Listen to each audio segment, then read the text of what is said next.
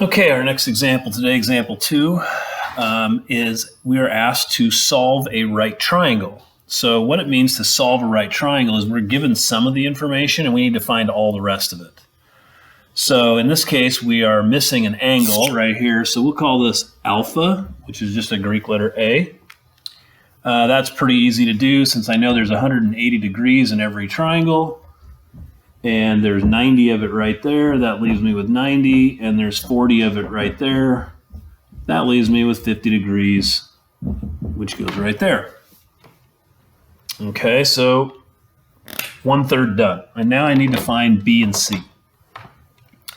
So since I know all the angles, I can use pretty much whatever trig functions that I like.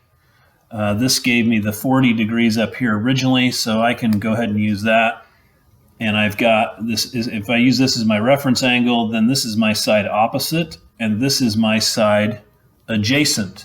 So opposite and adjacent, I use the adjacent side because I know what that number is, and I want this side here. So opposite and adjacent tells me I'm going to use tangent. So I set up the problem, tangent of 40 degrees is equal to the opposite over the adjacent. And now I can go ahead and, this is just an algebra problem. Now, this is just a number. That's all this is. So don't be freaked out because it says tangent of 40 degrees. That's just a number. So if this was, say, 4 over here, what I would do is I'd take 2 times 4. So I'm just going to multiply both sides by 2, and I'm going to get B is going to be tangent, 2 times the tangent of 40 degrees. And at this point, I get out my handy-dandy TI-84 Plus C Silver Edition graphing calculator. I make sure it's in degrees. Okay, so we've been using radians. Make sure it's in degrees for this. And I just multiply this out. And I get approximately 1.678. Okay, so I'll go ahead and put that right there. Okay, and now, you know, some people, and in some situations, we might be tempted to use the Pythagorean theorem to find C. And in some cases, that would be okay. I don't like to really do that here because this is not exact.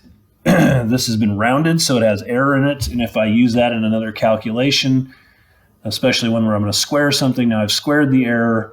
And so I don't really want to use that. So it's good to practice our trig anyway. So I'll go back to here. I know this side and I want this side. This is the adjacent and that's the hypotenuse. And that tells me I should use the cosine. So I know that the cosine of 40 degrees is equal to the adjacent over the hypotenuse. Okay, I don't like having the variable on the bottom, so I'm going to multiply both sides by C and get that off the bottom. And then I'm going to go ahead and divide both sides. And let's see, 2 divided by the cosine of 40 degrees comes out to be about 2.611. So that would be this side right here. Now, one final check. You know, we know that the hypotenuse is always the longest side of a right triangle, so I'm just going to make sure that it's the biggest side of this triangle, and it is.